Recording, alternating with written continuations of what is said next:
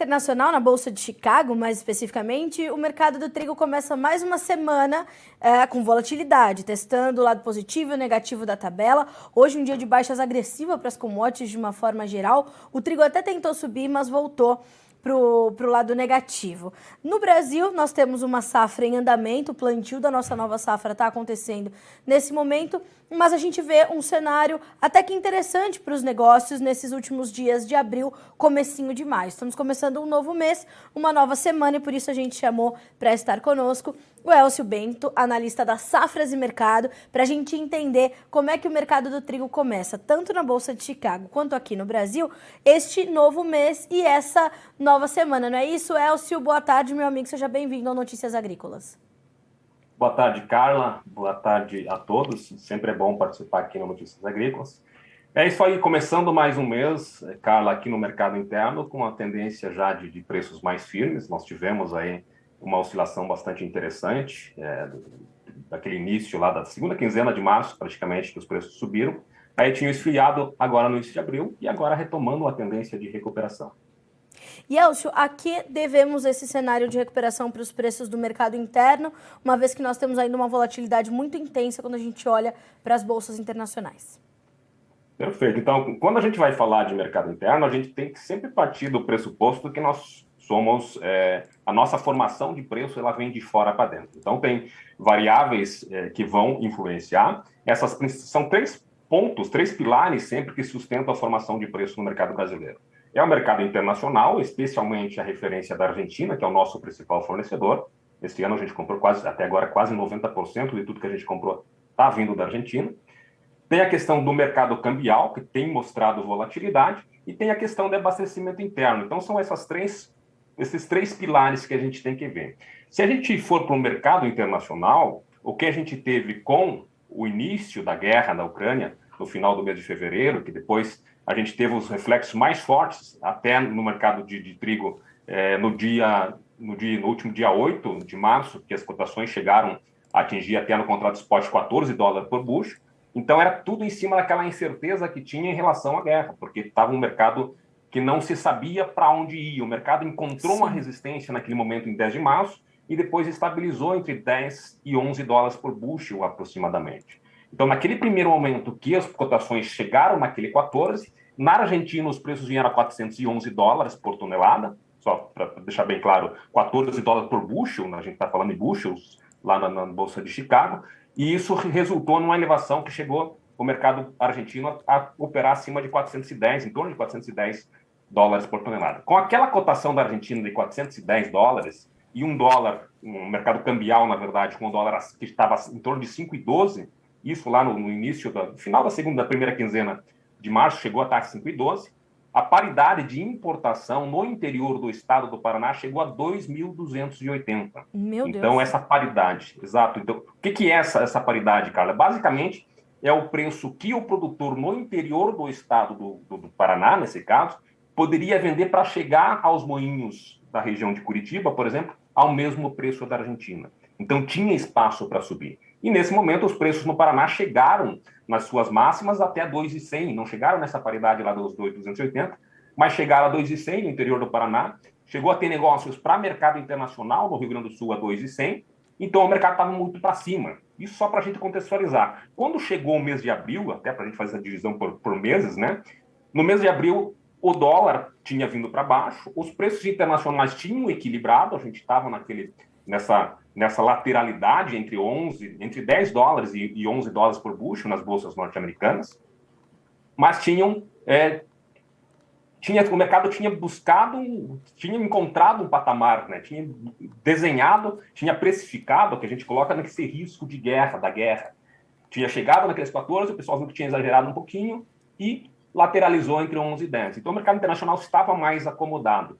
E com isso, nós tivemos também na Argentina, até estranho, que a gente teve um movimento de redução dos preços na Argentina. Sim. Quando a gente viu essa estabilização lá, os preços na Argentina que estavam em 410 voltaram para 365.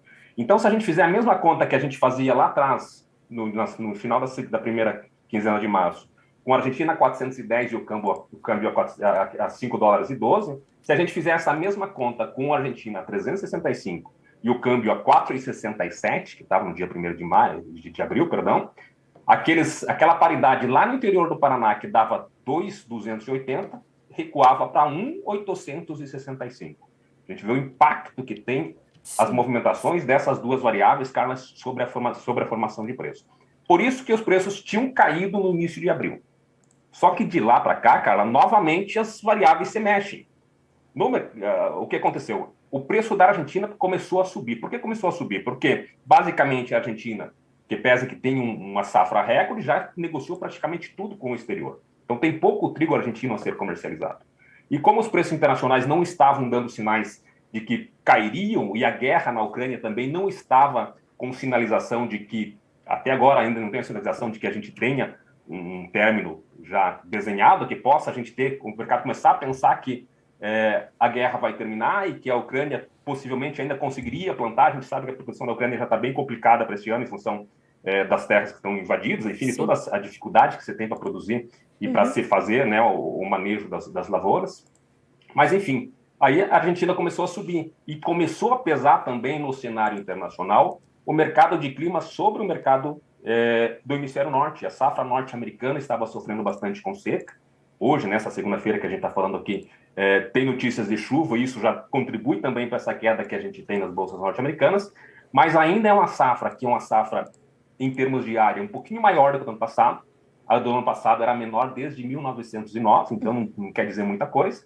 E a gente sabe que, como os Estados Unidos carregam estoques baixos, qualquer complicação na safra pode resultar em cotações mais elevadas. Só para ter uma ideia, nos relatórios de desenvolvimento das lavouras, de condições das lavouras, mais de 30% das lavouras norte-americanas estão entre condições péssimas e ruins, que é um elevado índice. Só para a gente fechar essa contextualização, os preços na Argentina subiram, foram novamente agora para 415, 420, e recentemente o câmbio que estava lá nos 4,67, nesse primeiro dia, agora útil de maio que a gente está trabalhando, está em 5,04, 5,05, com alta bastante significativa. E aquele nível de paridade de importação, só para a gente contextualizar dentro desses parâmetros, aquele nível que estava em 1.865 na paridade de importação, ou seja, o produtor paranaense, lá no dia 1º de abril, para competir com o trigo argentino posto em Curitiba, teria que vender a R$ 1.865 a tonelada no interior do estado. Hoje, essa mesma conta fazendo com um câmbio a 5,04 e com a Argentina a 4,15, dá 2.300 novamente, acima do que aquilo que nós tínhamos lá no início na segunda quinzena de março. Então esse cenário, enfim, essas variáveis que estão por trás que nos dão sustentação para os preços que hoje estão em torno de 2.000 no Paraná, 1.950 no Rio Grande do Sul, e é essa paridade, esse dólar mais alto, a Argentina mais alto, que dá sustentação para que o preço aqui no mercado brasileiro esteja em elevação. Desculpa por ter falado bastante, mas queria fechar esses 3 pontos aí para a gente entender o porquê dos preços terem saído daquela tendência que a gente estava percebendo, que o mercado já tinha chegado ao seu limite de alta, que o mercado deveria ficar mais acomodado, e agora os preços estão novamente com força para subir em função desse cenário que a gente acabou de colocar aí. Imagina, essa contextualização é completamente importante. Elcio, esse caminho que os preços fizeram e onde eles se encontram hoje, nos patamares em que eles se encontram hoje, apesar do andamento da nossa safra, né, o plantio está em andamento aqui no nosso país, isso tem motivado o produtor a participar com novos negócios, participar do mercado, avançando com a sua comercialização e garantindo uma parte das vendas dessa nova temporada? Ou como é que ele está de olho em todas essas variáveis? Isso é interessante, cara. A gente dificilmente via negócios antecipados de safra nova no mercado brasileiro. Normalmente era depois da colheita a gente tinha comercialização.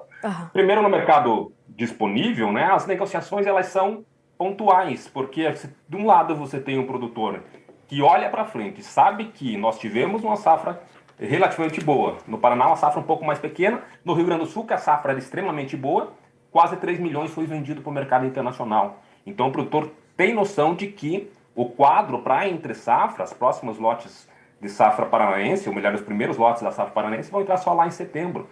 Então, até lá, o produtor sabe que vai ter escassez de oferta. Então, olhando para uma paridade, quando ele olha essas contas de paridade, o produtor tem muito noção dessa conta de paridade e vê que ainda há espaço para subir. Então, a menos que tenha alguma necessidade de vender para fazer caixa, agora a lavoura de verão já está acomodada, a comercialização, a safra já está finalizando, Sim. aí começa a ter mais interesse até por negócios por trigo. Mas o produtor está muito na defensiva ainda, inflexível nas suas pedidas. Então, isso limita a movimentação de negócios, porque a indústria também sabe que é um momento difícil, os preços estão em elevação, tem escassez de oferta, o preço internacional está para cima, mas também alongar estoques por parte da indústria é muito arriscado, porque a gente não sabe até quando vai essa guerra, não sabe se o câmbio vai manter essa tendência de recuperação ou não. Então, tomar decisões, alongar os estoques, também é uma estratégia arriscada para o comprador, por isso ele fica muito mais da mão para a boca. Isso limita, né, a comercialização, limita o ritmo dos negócios, que eles têm sido mais pontuais. Falando em relação à safra nova, Carla, a gente teve notícias, por exemplo, em Minas Gerais, é certo que Minas Gerais colhe um pouquinho antes, mas tem moinhos já fechando, entrando no mercado e fechando negócios a R$ 2.100 a tonelada para trigo mineiro. É um trigo que fica mais caro porque fica mais longe, né, da paridade de importação, é mais longe levar o trigo importado até Minas Gerais, então isso eleva a paridade, mas a 2.100.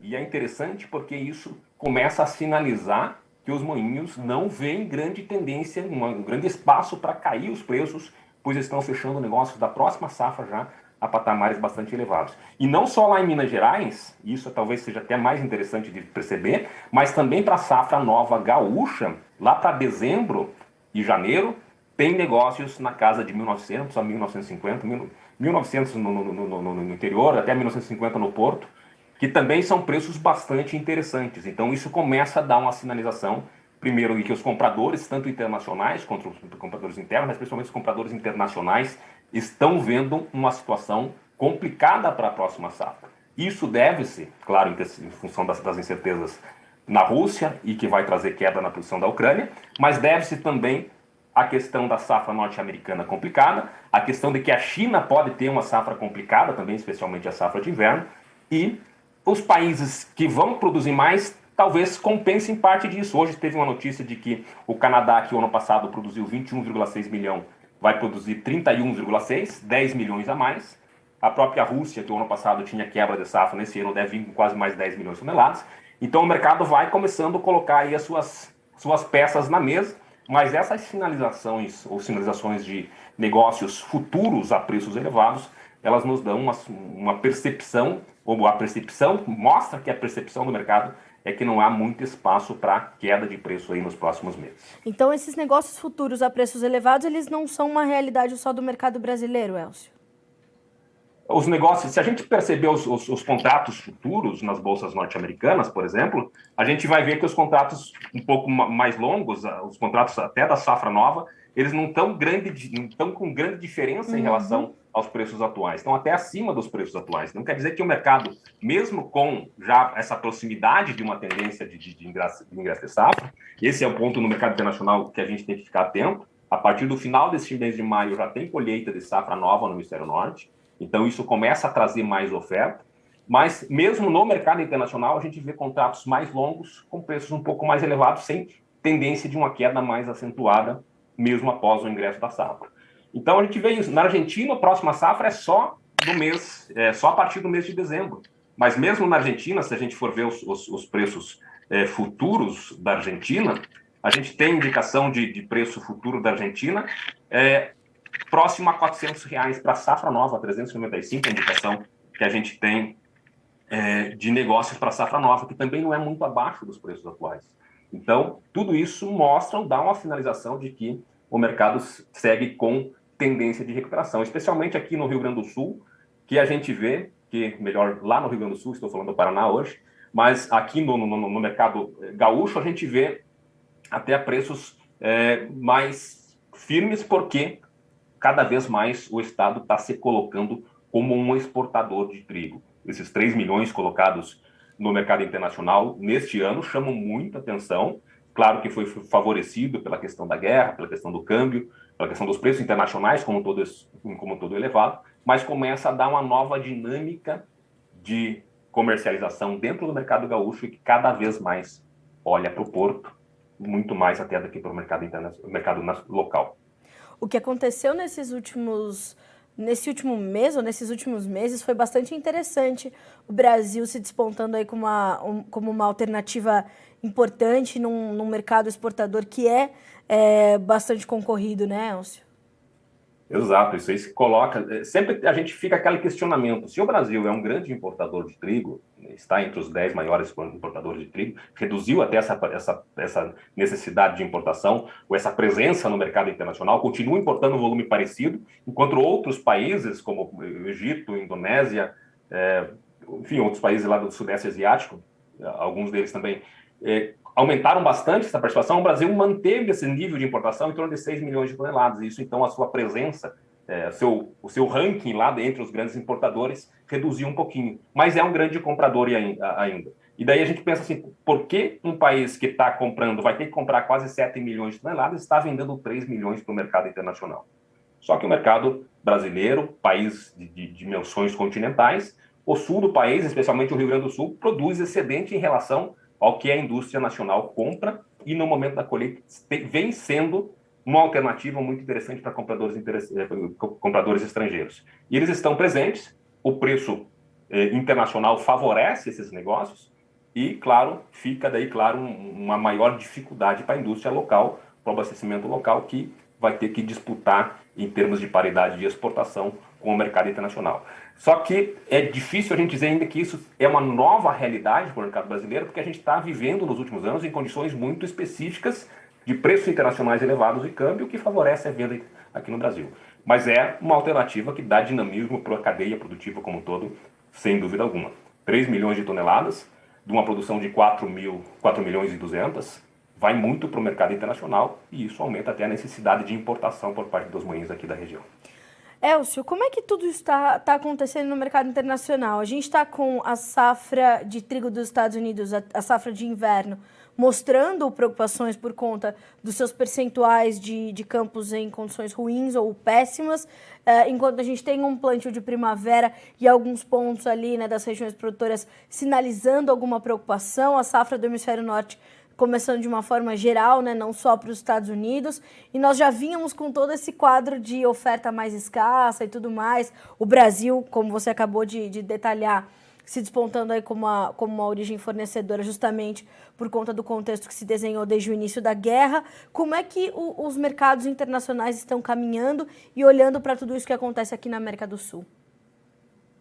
Bom, a América do Sul, se a gente for pensar em termos de fornecimento de trigo, não tem a importância, muito longe de ter, né, a importância que tem, por exemplo, na soja, no milho, né? A gente é importador de trigo ainda.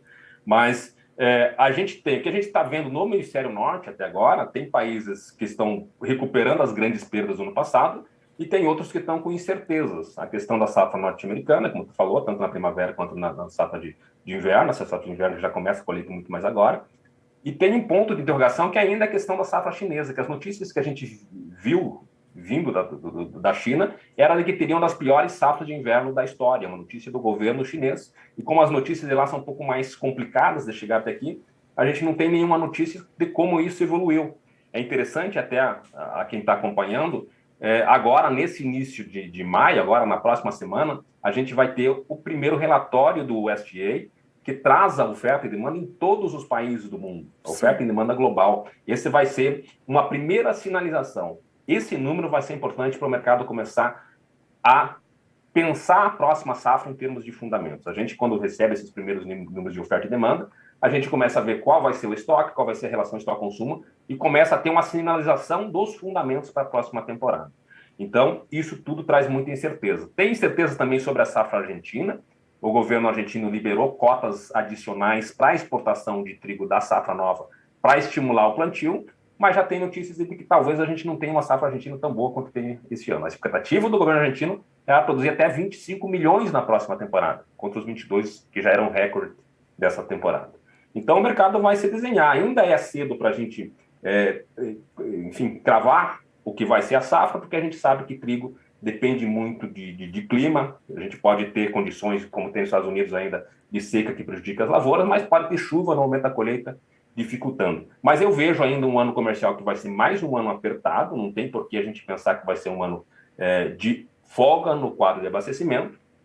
E não dá para esquecer também que a gente ainda vive num cenário de guerra no Mar Negro que complica todo o abastecimento naquela região.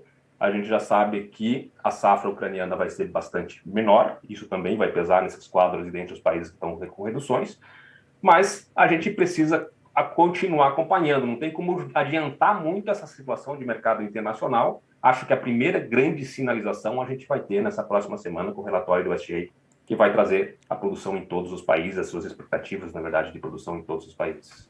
Elcio, para a gente finalizar, no comecinho da nossa entrevista, ou até um pouquinho antes da gente entrar no ar, talvez você me dizia que a guerra está precificada nesse intervalo de preços para o trigo entre os 10 e 11 dólares por bushel. O que precisaria acontecer? Que tipo de informação nós teríamos que ver chegar para o mercado se reposicionar, seja para cima ou para baixo? Então, acho que tem num primeiro momento, Carlos, o que aconteceu foi aquele momento de incerteza. E é bom a gente lembrar que trigo também nas bolsas é papel e é investimento. E, de repente, quem viu que esse cenário, os fundos que viram esse cenário, que trariam a guerra para uma região, que é a região que mais tem trigo para vender no mundo, já se posicionaram comprados para aproveitar essa onda de alta. Esse é o primeiro movimento, um movimento muito mais especulativo. E depois chegou naquele momento que chegou até 14 e estabilizou nisso que a gente tem colocado aí como um risco de guerra, que é um patamar entre 10 e 11 dólares por bushel. Agora a gente começa a pensar, quer dizer, não agora, mas é preciso pensar também no lado fundamental. Primeiro ponto em termos de fundamentos. Se Rússia e Ucrânia não vendessem, a verdade é que a Rússia continua exportando muito bem. Então vamos pensar na Ucrânia. Se a Ucrânia não vende os seus estoques, não vende o que tinha de trigo, o mercado vai precisar, quem comprava da Ucrânia precisou buscar uma alternativa de abastecimento. E essa alternativa veio muito da França, veio também da Índia, que estava com excedentes. Então o mercado se reposiciona.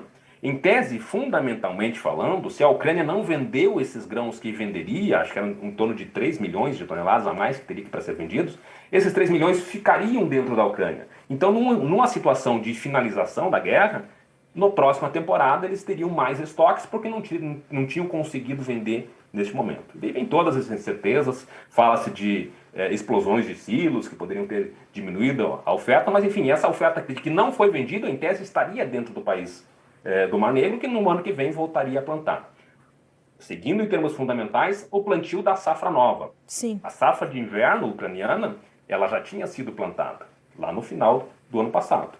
Então, o que complica muito é todo o manejo que a lavoura precisa. Recentemente eu vi uma reportagem que mostrava os produtores da região da Ucrânia trabalhando com seus maquinários, utilizando colete e capacete, né? Colete é prova de bala e capacete para, enfim, que estavam em regiões que poderiam ser até atingidas por estilhaços, enfim, por explosões, enfim, por ataques de parte da Rússia. Então tem toda essa incerteza, não dá para saber até que ponto. Sabe-se que vai ter uma quebra da safra, que não foi possível manter toda aquela produtividade da safra de inverno e principalmente o não plantio da safra de primavera. Então vai ter uma menor produção lá. Em termos de guerra, se nós tivermos, sempre a torcida que isso aconteça o mais rápido possível, a gente não percebe ainda por toda a situação delicada que é uma sinalização de que tem um término muito breve do conflito, mas uma eventual sinalização ou um eventual término da guerra faria sim os preços virem para um patamar abaixo dos 10 dólares por bushel, mesmo que se a gente tiver uma situação de fundamental um pouco mais complicada para a próxima temporada. A gente pode dizer, só para completar, Carla, perdão, a gente pode dizer que os preços lá em torno de 8 dólares por bushel era quase que o normal para a situação de abastecimento que está. Então, se pulou para 10, é porque tem o risco guerra aí embutido nessa situação. Aí, para a próxima temporada, vai se desenhar todos esses fundamentos, mas, em tese, a gente não teria ainda por que manter preço acima de 10 numa situação de finalização da guerra na Ucrânia. Claro que uma finalização, aí vai ter que ver quais vão ser os impactos das sanções impostas aos países, ou a Rússia, no caso, né? E tudo isso tem essa questão que vai além dos fundamentos de produção e consumo. É difícil, né, a gente trazer uma comparação com outros mercados, por exemplo, como é o caso da soja, que a gente olha ali para um G3 da soja, né? Os Estados Unidos, Brasil e Argentina, quando muito o Paraguai e tudo mais. Quando a gente fala de trigo, a gente abrange diversos países que são players importantes para compor a oferta global, e a gente está falando de trigo que é base da alimentação de uma parte imensa da população, né, Elcio? Quando a gente olha para as notícias sobre a inflação, sobre o preço dos alimentos e como as coisas vão se dar a partir desse momento, tudo passa pelo trigo, né? O trigo está muito ainda no cerne das discussões todas sobre o preço dos alimentos, a segurança alimentar, a questão da inflação, o futuro da economia global. Tudo passa muito pelo mercado de trigo, né? Exato. E é uma cultura, o produto que mais tem área plantada no mundo, são 220 milhões de hectares. A gente tem produção de trigo praticamente em todas as regiões. Tem entrada de safra em praticamente todas as regiões. Você falou muito bem. Na soja a gente vai ter um G3, no milho a gente vai colocar Estados Unidos, Brasil, China e Ucrânia, basicamente. No trigo a gente tem produção no hemisfério norte, no hemisfério sul, na África, na Ásia, enfim, todos os continentes. E é um produto que é essencial para a segurança alimentar também, tu falou muito bem, junto com o arroz, eles são os principais produtos que garantem a segurança alimentar global. Por isso, é sempre um produto que fica aí muito vinculado também à questão política, e a gente sabe que quando a gente tem um conflito bélico como a gente está tendo, volta à tona nessas questões sobre segurança alimentar dos países querem garantir mais o seu abastecimento. Países mais envolvidos, mais próximos dessa guerra, por exemplo, pensam muito mais em ficarem abastecidas em vez de colocar excedentes no mercado internacional. A Rússia, por exemplo, que é um grande exportador, pode suspender exportações. Tem toda essa questão que gira em torno do trigo, que a gente já falou um tempo atrás em uma conversa, uma história um pouco mais do trigo, que coloca o trigo como um produto que é fundamental até para a evolução da civilização aí ao longo dos anos. É isso. Elcio, te agradeço mais uma vez pela companhia, por estar conosco aqui no Notícias Agrícolas, para a gente começar esse novo mês e entender o que esperar aí para o mercado de trigo. Já são mais de quase 70 dias, né? Não chegamos aos 70 dias de guerra, e nas primeiras conversas aí sobre esse conflito a gente achou que não ia tão longe e tá tudo caminhando para ficar cada vez mais distante. Um acordo entre dois países importantíssimos desse mercado. Então, te agradeço por estar conosco aqui para atualizar essas informações, principalmente sobre o nosso mercado também aqui no Brasil. Obrigada, viu, Elcio? Obrigado, Carla. É sempre bom falar contigo. Um abraço a todos e até a próxima. Até a próxima, Elcio. Estou te esperando já para a próxima. Obrigada. Elcio Bento conosco, senhoras e senhores, analista da Safras e Mercado. Como sempre, uma análise muito completa. E o destaque do Elcio nessa entrevista, embora a gente tenha falado bastante também sobre o mercado internacional, foi a situação do mercado brasileiro, uma vez que nós voltamos a ter preços firmes e em alta, né, motivados por uma melhora das cotações na Argentina, que é uma referência importantíssima, a principal referência para a formação dos preços do trigo aqui no Brasil, né, e também do câmbio. Neste momento, a moeda americana está subindo agressivamente, tem uma alta de 2,3% para valer R$ 5,06. Isso combinado com preços da tonelada em dólares mais altos lá na Argentina para o trigo, se resulta também em preços mais altos para o nosso mercado aqui no Brasil. E nós vemos esses preços voltarem a subir depois aí de uma queda interessante, né? Então nós temos, como eu falei, novamente, preços interessantes, os negócios acontecendo, mesmo que de forma um pouco mais pontual. Por quê? Porque a nossa safra também está em andamento. A nova safra brasileira de trigo está sendo plantada nesse momento. Então, o produtor está um pouco mais reticente também em entender qual vai ser o tamanho da sua safra para saber o quanto pode comprometer, o quanto pode comercializar. Sinalizações importantes trazidas por Elcio Bento. Tanto os moinhos, quanto os compradores, quanto vendedores já enxergam que não há espaço para preços muito mais baixos do que nós temos visto agora. Então, os negócios futuros estão acontecendo a preços também elevados, diante de uma oferta que ainda tende a ser apertada. A relação com a demanda não está, aquelas mil maravilhas. Então, isso dá espaço para que preços firmes e elevados ainda sejam registrados. Por isso, os negócios futuros aqui no nosso mercado brasileiro ainda acontecem em patamares altos, ok? Vamos dar uma checadinha nos preços do trigo antes da gente finalizar. Bolsa de Chicago na sua tela. Nesse momento, os preços do trigo acompanham as demais commodities agrícolas que despencam todas hoje, em especial o óleo de soja já chegou a perder 7%. Na Bolsa de Chicago, amenizou as baixas, agora está perdendo 5%. Ainda cai muito. O julho Portanto, tem 10 dólares e 50 cents por bushel, 5 pontos de queda. O setembro, 10 dólares e 53, 4,5 pontos de queda. O dezembro, 10,55, assim como no março de 23. As baixas variam de 3,25 pontos a 2,5 pontos. Temos soja e milho também para passar para a nossa audiência. Olha aí a soja. Olha a soja perdendo 40 pontos nos principais contratos. Maio 16,70, julho 16,40, esse cai 44 pontos. O agosto 15 dólares e 96, o setembro 15 dólares e 24. Para concluir, preços do milho agora. No milho, as baixas também têm se intensificado durante esta sessão. O maio, 8 dólares e 6, perde 12 pontos. Os demais perdem 15 pontos mais 75, com o julho valendo 7 dólares e 97, o setembro 7,52, o dezembro 7 dólares e 35, só o maio se sustentando ali na casa dos 8 dólares por bushel, certo? Senhoras e senhores, ficamos por aqui com esse boletim sobre o mercado do trigo, mas segue a nossa programação para que você continue recebendo boas informações e tomando boas decisões, tá certo? Notícias Agrícolas, 25 anos ao lado do produtor rural. Participe das nossas mídias sociais, no Facebook, Notícias Agrícolas, no Instagram, @Notícias Agrícolas e em nosso Twitter, @Noteagri. E para assistir todos os vídeos, se inscreva no YouTube, na Twitch, no Notícias Agrícolas Oficial.